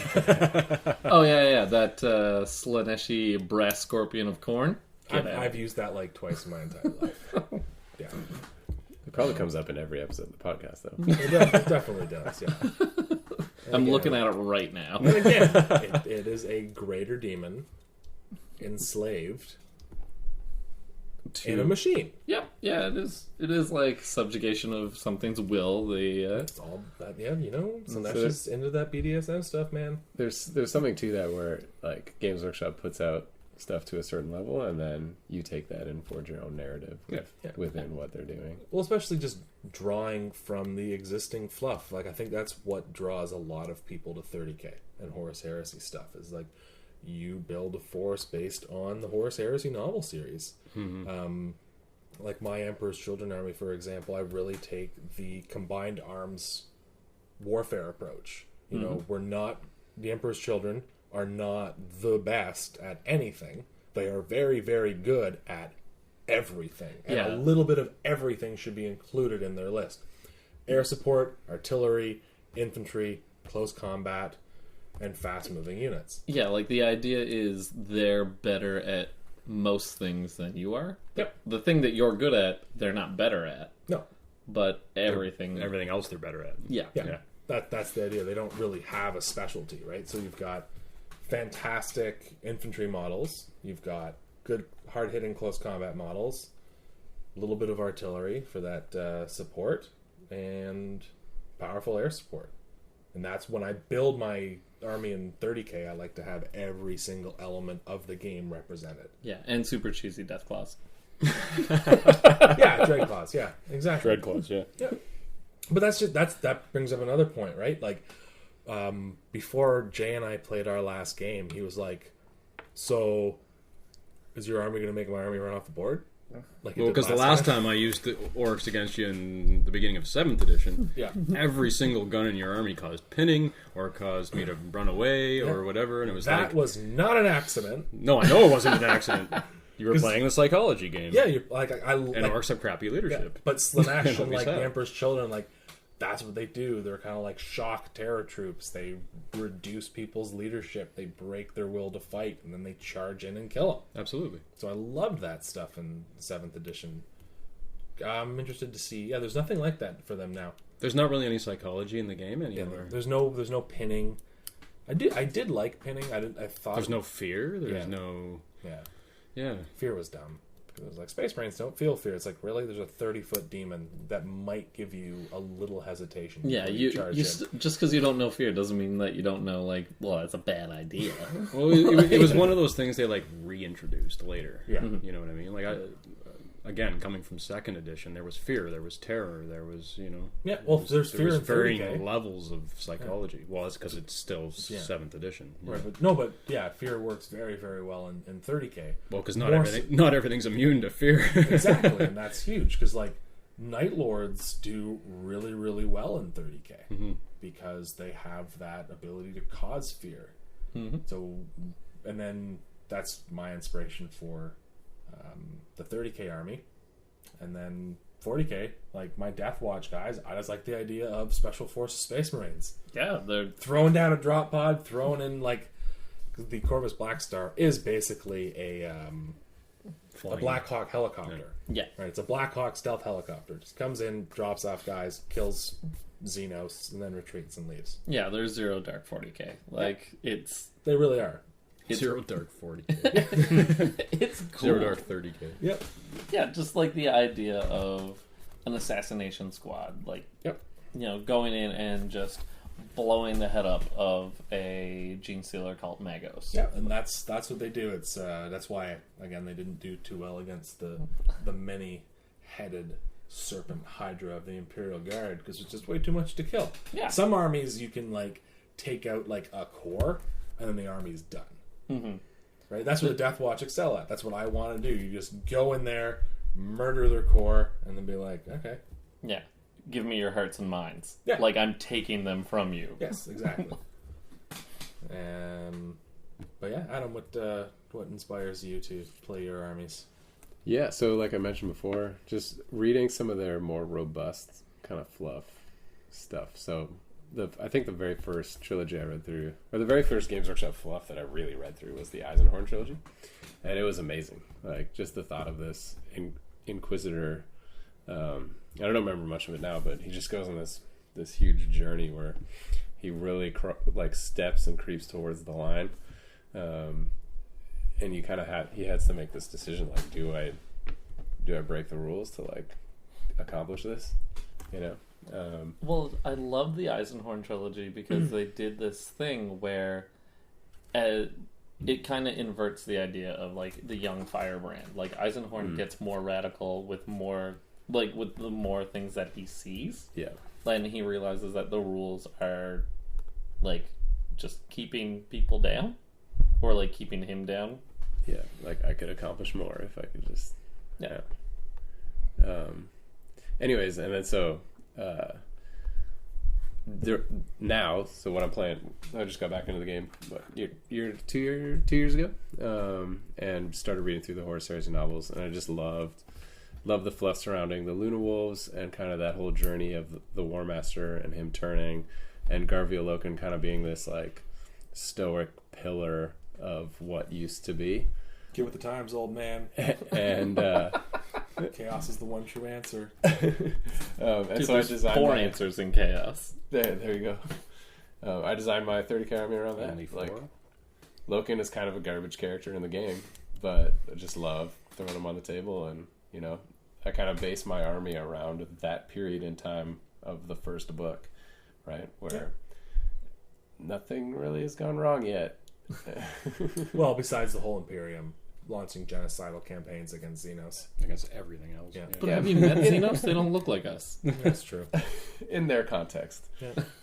Again, we focus our hatred towards external threats to distract us from our problems at home. Mm-hmm. All right, Alex Jones. Oh, don't. God damn. Oh. So there you go. Yeah. So Logan, Luna Wolves. And Sisters? then the Sisters was, man, I can get them cheap because of my staff discount. So I will. And I know how to paint red. That's how I got my Night Lords. That's right. And I know how to paint red. So They all have winged helmets. But also... So you're saying, sorry, just to interrupt, you're saying it's a happy coincidence that the Sisters of Battle is your army of choice as a pastor. So... To religious zealots? Is that what you're getting at? That's right. So I actually got them before I became a Christian. Okay, Like fair. a long time ago. Yeah. Before I'd even stepped into the doors of a church. Cool. So there you go. Happy coincidence. Yeah, something to do with it, maybe. Don't play Sisters. Or maybe do play Sisters. It's always a plan. It works in mysterious ways. Yeah. So, yeah, that one was very much Got you a discount on pewter. pragmatic. It's all over. But sometimes it's just like that. You just think something's cool and you have the opportunity. Yeah, so absolutely. You just jump on it, right? I would play every single army in the game if I could, except for Tau. I can conceive of a world where I'm playing Tau. Even though I talk Yeah. so much smack against Tau, I could actually Yeah, all it build takes and is paint a like Tau army and have fun doing it. 3 episodes of like Gundam Wing, and I'm like, oh yeah, I could do Tau. Like, Yeah, and do it like just no infantry. none. Just all battle suits. Yep. All the time. That I would guess be so, cool. Yeah. How was that game, Yeah, Jason? that was great. You guys all saw that one. Not only are we all still learning the rules. Oh, I haven't but watched that. Yeah. Oh god. I haven't watched that Oh one yet. god, don't please. No? Please. So Jason recorded a game and it launched last week Last week. on the channel Last where he played that army. Yeah, And got it was wiped by literally turn all 2? battlesuit army. No, it lasted 5 turns. Oh, okay. It's Is that just Matt's army? it was just ridiculous. My opponent's name was Kieran. I don't think I met him. I don't. He was at the. He was at I'm the not sure 17th. he's a club member. He was the He's- white, no. red, and black Tau army. Oh, that's a really Maybe nice he is a tournament. club. I think he is a club member. I think Is he a club joined, member? I think he joined up for the tournament. Either way, super nice guy, and he's Yeah. a great Tau army, and they're beautiful. Yeah. He actually hadn't finished painting all of the little magnetized weapon options and stuff like that, but they still looked beautiful anyway on the table. Yeah. Yeah, and flamers are bad for orcs. Yeah. Very bad. Yeah. So here's an inspiration for me. Is just like I'm a painting guy. Yeah. That's hands down. Like everybody knows that. And Yeah. so when I see something that's painted really well, I just want to do it. Yeah. I just want to paint it. Fair enough. And I'm kind of the same way with conversions and stuff. Mhm. there you Like go. if I see something like that just blows my mind, like oh my god, how did they do that? And then I'll like break it down in my head. Okay, it's a piece from this kit, and it's a piece from this kit, and they took this and they cut that, and then like just literally like reverse engineer it in my brain. Oh yeah. And it makes So- me yeah. So I guess that's if we were to like bullet point our points, would be just other people's creativity and You steal other people's creativity. totally. But that's kind of the point of this podcast. Creativity This pariah. kind of No, the not point of this pariah. podcast That's is what I'm what saying. external influence, Yeah. Yeah. like get And us other to do this people. stuff. And Other people are a huge external influence. Oh yeah. that's the definition of external influence. But I find actually a lot of my armies are, yes, maybe inspired by something, but it's not like necessarily a direct influence. You know what I mean? Like I because 40K is such a massive universe, it does, yes, allow you to do pretty much anything you want, but that means you can do pretty much anything you want. Yeah. You don't have to follow the fluff. You don't have to base it on aliens or base it on, No, like- absolutely not. Like, there's so much in the game, and yeah, tons of units that I've made. It's because like I've read, I don't know, like a novel, and the Imperial Fist do something cool. So it's like, oh, I'm gonna make like Terminators to teleport in. There's a great short story in one of the like collections, the Heroes of the Space Marines or something, where it's just scout bikers chasing down orc bikers, and then they have a teleport homer and Terminators come in, and that's it. Like, there's no, it's just bolter porn. But I was like, that's really cool. I like this idea of a motorcycle fight. Yeah. So you want to put Scout Bikers with a teleport Homer and teleport in Terminators? Yeah, because it's a cool thing. So the fiction, helps sell stuff. Yeah. That's you're probably their plan. Yeah. When you're naming your army characters after literary who's and what's it's, like, we know you're getting it from the weirdest sidebar of some codex. Like, Something that no one will ever that's get. repulsive. Yeah. Yeah. Oh yeah, like I'm the twirly mustache 40K hipster. Well, naming your characters after specific things, like, for example, my 2 dreadnoughts in my Iron Warriors army. Did I mention this before? I love this. Yeah. I've got a Mark IV normal dreadnought, right? And then I've got the Contemptor dreadnought, so he stands slightly taller than the other one. So I got this tall, skinny guy and a short, fat guy. So I literally named them Bud and Lou, like Bud Abbott and Lou Costello. Because I pretty much roll them together, and like one's supporting the other one. So it's literally like, who's on first? So there's something that has nothing to do with sci-fi, nothing to do with 40K. It's just like, I have a fat guy and a skinny guy. I'm going to name them after my childhood comedy, my favorite childhood comedy pair. I love it. Yeah. So- I think that sums that part up. Yeah. So Tell us, what influences you? yeah, honestly, I would love to hear from anybody. Like, what gets you out of 40K bed? Like, Tell you what, comment on where should they come? What's the easiest access for us? Can they comment on the iTunes? Yes. No, comment on that whenever Jay posts stuff. Yeah, comment on the Comment on Facebook post on our page, and then we'll We have a some- Facebook page. You can comment on the YouTube video. This podcast will be on YouTube too. Yeah, but we don't want it all over the place. Let's get it in one spot. Right? So you can email us at Encounter Wargaming. Or you can No, no, send so, us okay. letters. No. just No, post Send us it, letters in the mail. Yeah. post it on the Facebook post, and then we'll amalgamate them all into a blog post and put them together. Yeah, we'll talk Bam. about it. oh, that would be awesome. Bam. Yeah, do that. That's a good idea. You guys out there? Yeah, we'd love to hear from you. And give us a review. 5 stars. Or like 6.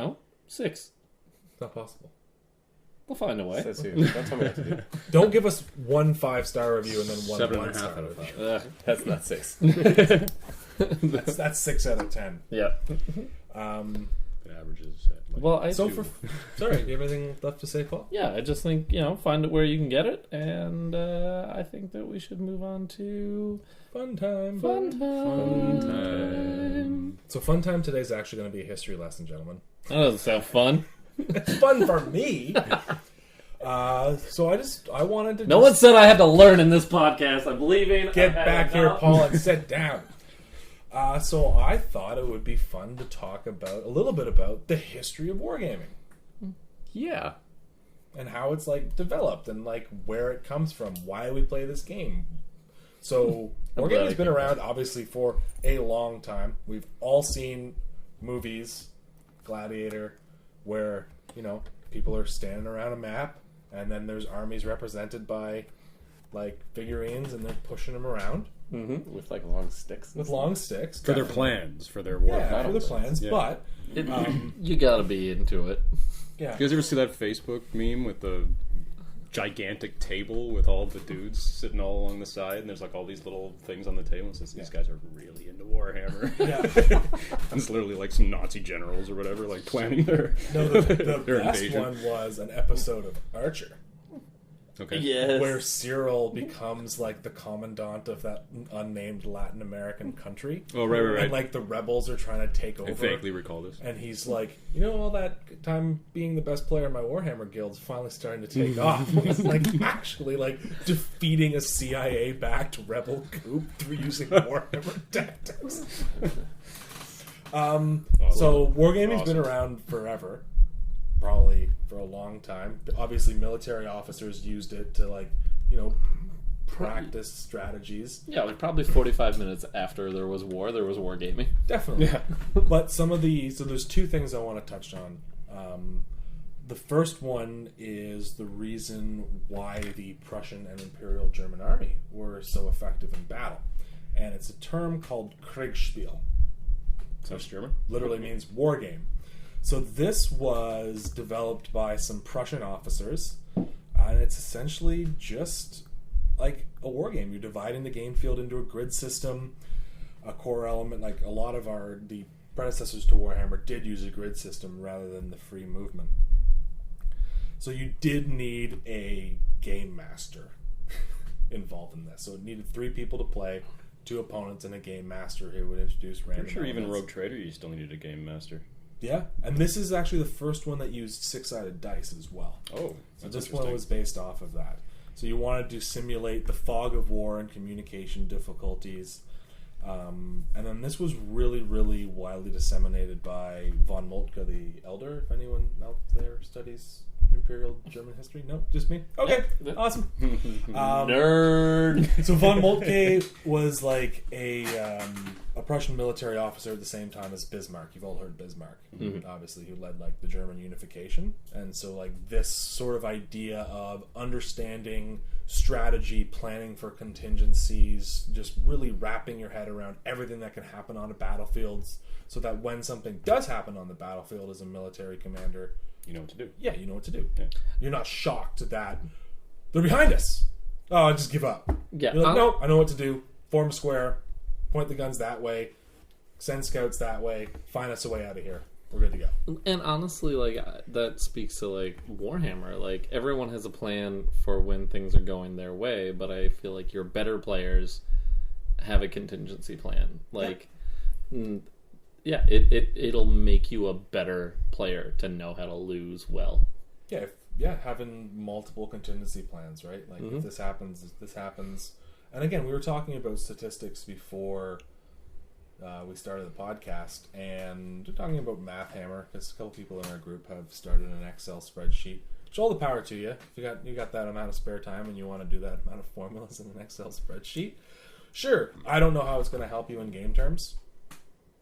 It's more of like a list design thing. It is a list design thing, but honestly, I think you just need a basic understanding of statistics and being like, 50% of the time a 4-up's going to hit. That's what I should rely on and expect. If I'm firing 20 lasguns at that target, I'm expecting 10 to hit, and of that 10, 3 to 4 to wound. And then if I'm firing at Space Marines, they're only going to fail maybe 1 or 2 saves. That's what I should realistically expect. But what if you roll all ones? That's what you should expect, though, and be prepared for contingencies. Yeah, right? because it is. As an orc player, I've been an orc player since I started playing this game. Yeah. I am always playing against the odds. Always have been playing against the odds. I need a 5 to hit. I know I have a 1 in 3 chance of hitting. I can roll 5 dice and get 4, 5, or 6s. You know what I mean? Yeah, on like- 5 dice. Like, How often do you actually get it? quite often recently, actually. I'm telling you, You'd be amazed at my dice rolls these 8th days. edition has more 6s in it. I'm telling you. it's just strangely working out that way. Yeah. I'm playing against Luke's Necrons, and he's like, "How are you getting all these 5s and 6s? This is insane!" Like, Ask Nick How do you about do it? how I can roll 5s. you know how I do it? Fours. Because if orcs believe it's true, Yeah. There you go. I will hit. There you go. Yeah, but I think Statistics that's mean just, squat. that's Believe, man. That's categorically Believe. not true. One point that this always blew my mind. My mother is like a mathematician. She gets math. She like edits university level math textbooks, and like her main thesis was on Math? game theory, Oh, okay. game theory, and dice. And something that like took me the longest time to wrap my head around is that every time you roll a d6, the next time you roll a d6 Has nothing to do. has nothing to do with the previous time you roll a d6. So if you roll yeah. a d6 and you roll a 1, the next time you roll a dice, you have the same chances before of getting a 1. Exactly. Yep. Yeah. So like I used to have a friend playing back in high school who whenever he would roll to hit, he would pick up the dice that had failed to hit and use those to roll to wound because they'd be less likely to fail. No, that's Yeah, it's bullshit. that's called superstition. Well, and that's the same thing as people picking up the ones that succeeded because those are my lucky dice. Yeah, I just picked them up because it Magical helps thinking. me. Yeah. I just picked them up because it helps me count how many hits I have. Yeah. Right? So it's just an interesting Well, I point pick up about statistics. I pick up the ones that failed because that way the opponent can see that I'm not cheating them. yeah. Oh, Yeah. that too. Like all the dice that are left are successes, right? Okay, Yeah. now I'm going to roll them. Yeah. That's true. But that being said, like, so for example, like you have a 1 in 6 chance of rolling a 1, right? Yep. If you're rolling 6 dice, people will still tell you have a 1 in 6 chance of rolling a 1, right? 'Cause statistically, it's still a 1 in 6 chance, right? Because it's a 6 and 36, but it's still a 1 and 6, right? No. No? No. When you're starting to get into fractions, it's 1 over 6, 1 over 6, 1 over 6, 1 over 6. But because this is You're the thing, looking for one result in a bunch of different occurrences. right? And the thing about Warhammer 2 is it says it in this rulebook as well. You have to wrap your head around the fact that all rules are built around you rolling one dice at a time. Yeah. Right. When you roll more than one dice, if So you that's roll what I was six, just saying. then That's what I was trying to get at, was that the one dice doesn't affect all the other dice. Oh, Right, yeah, right, right, yeah. yeah. So if you're rolling 6 dice, you're not going to roll a 1, a 2, a 3, a 4, a 5, a 6. Right. Yeah. Right? Because that's insane. Right? exactly. But the chance That's of that, Yahtzee. You have just as much chance of rolling all 1s as you do as rolling all 6s. yes, Yeah. or a 1, 2, 3, 4, 5, 6. This history lesson Right. faded quickly into a math Into a lesson. statistics. So lesson. we're going into we're going to jump ahead an entire century. So we started off in 1812 at the end of the Napoleonic Wars, when Napoleon defeating the Prussian army, the Prussians adapted a new system of And I said this military training. I said this off the recorder, so I might as well say this on the recorder because it's hilarious. That I was explaining to somebody what I do, and I was like, yeah, I paint toy soldiers for people. And they were like, oh, so you and Napoleon would get along well. I just assumed they were talking about Napoleon Dynamite. Because it's nerdy. Yeah. Yeah. And they were like, no, yeah, he loved toy soldiers. He did love toy soldiers. You know who else loved toy soldiers? Frank Underwood. There you go. He does. Yeah. Thunderwood. So the stuff we were talking about before was very much like a military application and a training tool. Right. One of the first times it was turned into a game was by actually one of my favorite early sci-fi authors, H.G. Wells. Yeah, bro, Time Machine. Dude wrote Time Machine. War of the Worlds. War of the Worlds. Yeah, Yeah. he wrote a lot of good books. I don't know how he was so far ahead of his time. When I was looking him up the other day, actually, this is just a weird little fact. The first published work he ever did was a biology textbook. Huh. He was Dude has a degree in biology. Yeah, he was a scientist. Yeah. He was a teacher for quite some time, too. So he was one of the first people who like sent out and like produced a set of rules for playing with toy soldiers. So this was written in 1913. It's called Little Wars, and trigger warning, minor bit of sexism here. The full title of this game is Little Wars, a game for boys from 12 years of age to 150, and for that more intelligent sort of girl who likes boys' games and books. That's so needlessly mean. Like, It's because they have smaller brains, Paul. it's just. Oh, Like. That more intelligent. Oh, that so speaks the time frame. oh, I right? know. Yeah. Like, Yeah, you have to ask if he's being serious or not. Definitely. At the is time, being definitely serious. is. Considering when it was written, he was totally being serious. Yeah, but I just Just nowadays, you're like, I'm offended by that. there's a great little picture here of a whole bunch of grown men sitting around a whole bunch of mock terrain. playing Yeah, with I've toy seen that soldiers. picture. It's Yeah. great. So Because he was saying they used to play on the front lawn. yeah, Right? so this was a little bit less in terms of like statistics and dice rolling and stats, and more involved using a small piece of naval artillery in the form of a 4.7-inch gun that launched small wooden dowels to knock down enemy soldiers and units. If someone ever showed up to a Warhammer game and shot small wooden dowels, I am taking them outside and showing them what it's like. Like, that is a fight. Do you guys ever remember the game Siege? Siege? Yep. Yep. Me and my dad played it. It was dope as hell. Got me into Warhammer. So you basically had two sides. You had the castle and you had the siegers. Right. The sieges? Siege. Siegers. Siegists? The people laying the siege. Siegenites. Sure.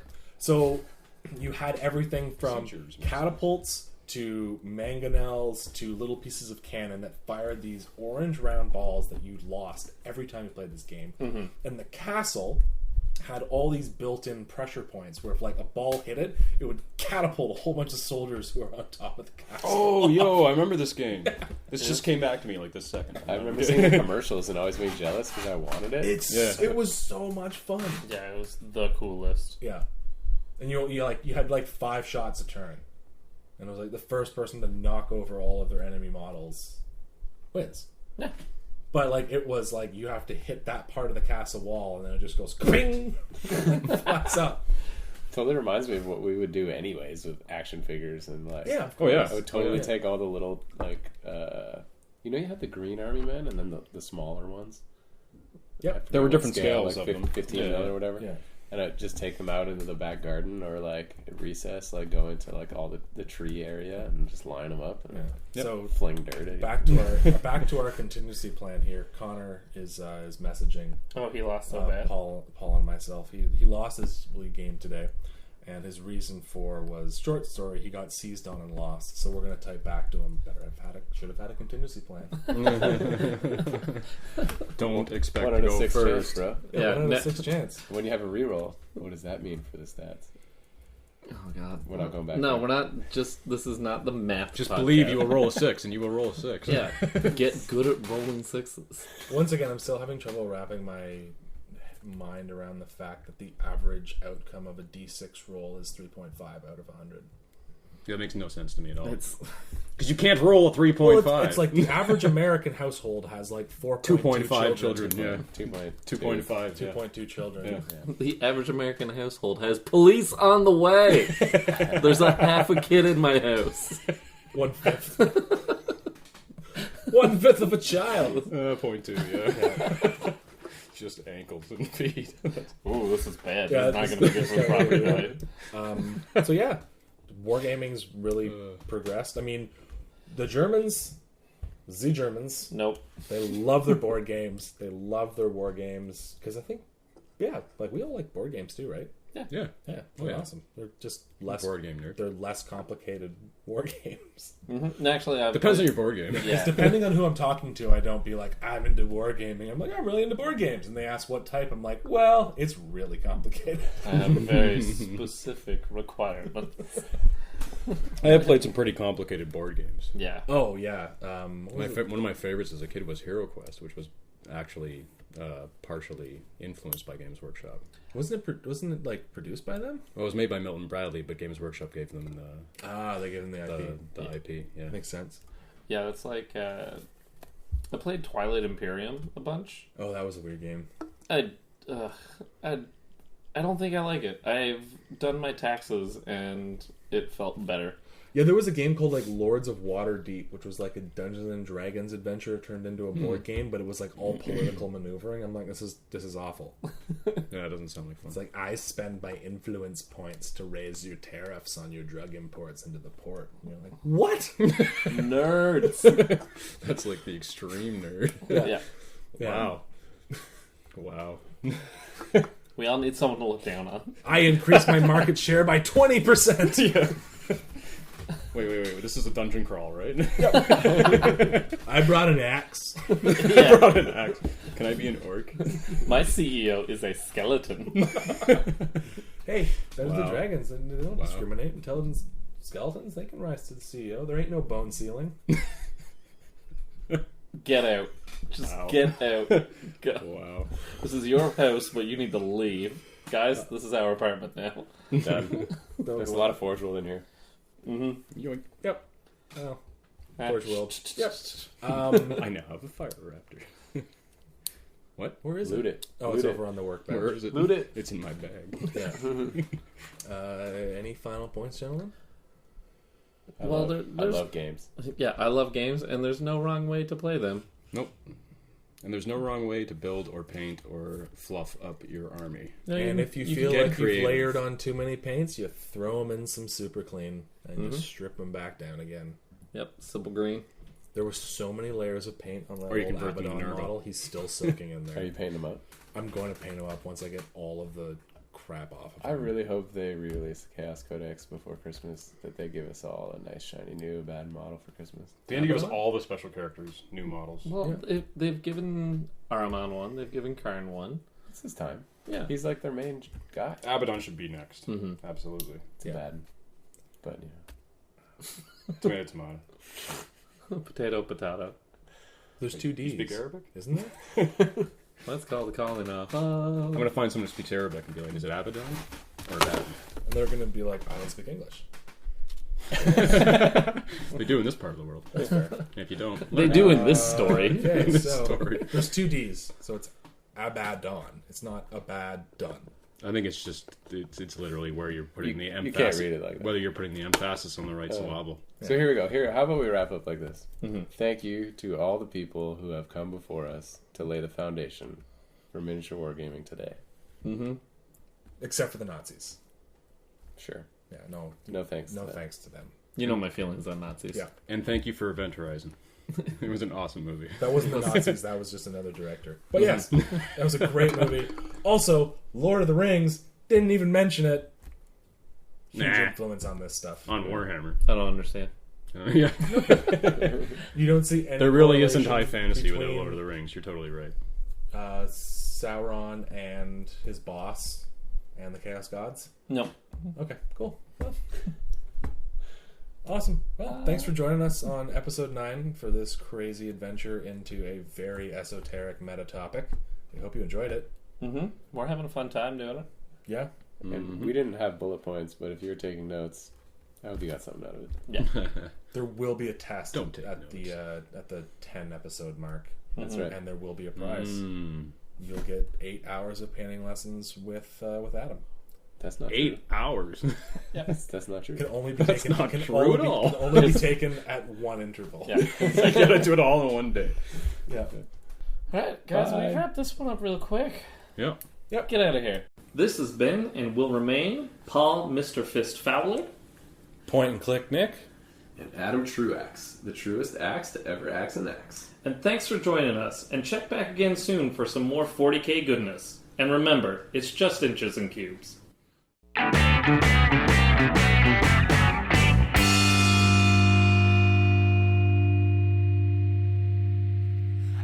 a monkey in a rocket.